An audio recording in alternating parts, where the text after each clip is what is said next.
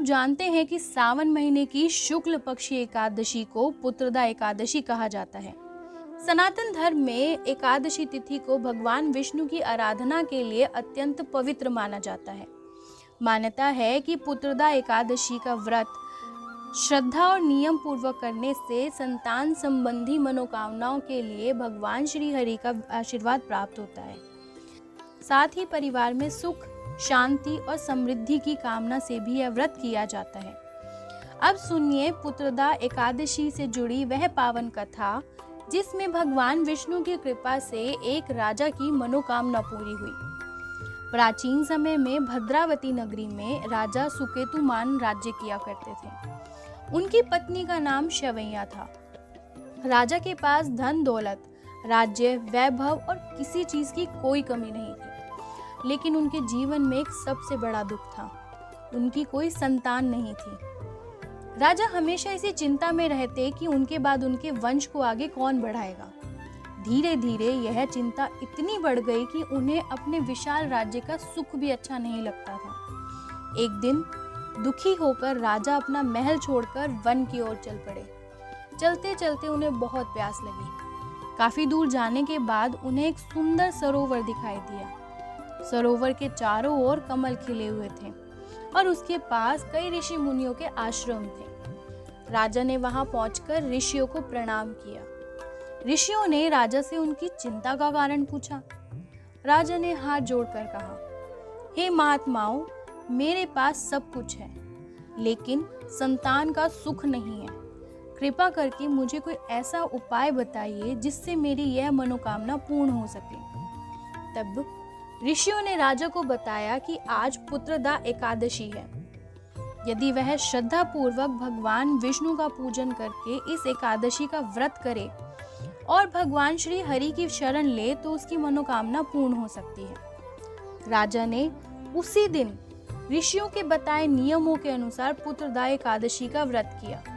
भगवान विष्णु की पूजा की, उनका ध्यान किया और पूरी श्रद्धा से प्रार्थना की। एकादशी के बाद द्वादशी के दिन विधि पूर्वक पारण करके राजा ऋषियों का आशीर्वाद लेकर अपने राज्य लौट आए।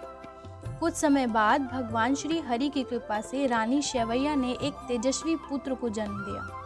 वह बालक बड़ा होकर धर्मात्मा, पराक्रमी और प्रजा का प्रिय राजा बना। इसी कारण पुत्रदा एकादशी को संतान की कामना करने वाले भक्तों के लिए विशेष महत्व वाला व्रत माना जाता है। आइए अब जानते हैं कि इस दिन हमें क्या करना चाहिए। सुबह स्नान करके स्वच्छ वस्त्र धारण करें और भगवान विष्णु के सामने व्रत का संकल्प लें। भगवान विष्णु और माता लक्ष्मी की पूजा करें। उन्हें पीले फूल, तुलसी दल और फल अर्पित करें। दिन भर अपनी श्रद्धा और सामर्थ्य के अनुसार उपवास रखें। यदि पूर्ण उपवास संभव ना हो तो फलाहार किया जा सकता है। सबसे महत्वपूर्ण है मन में भगवान के प्रति श्रद्धा और भक्ति बनाए रखना।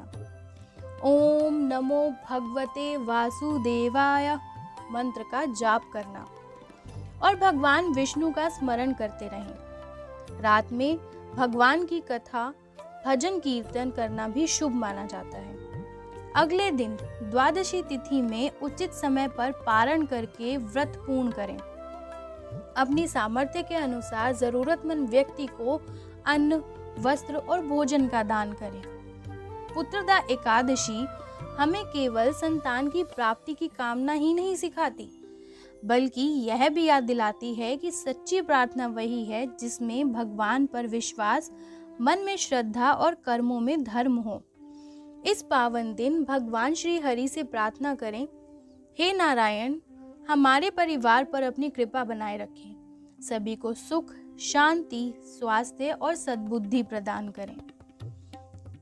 अगर यह वीडियो आपको पसंद आई हो तो हमारे चैनल भक्ति रत्ना को सब्सक्राइब करें और श्रद्धा से कमेंट में लिखिए ओम नमो भगवते वासुदेवाय। जय श्री हरि विष्णु।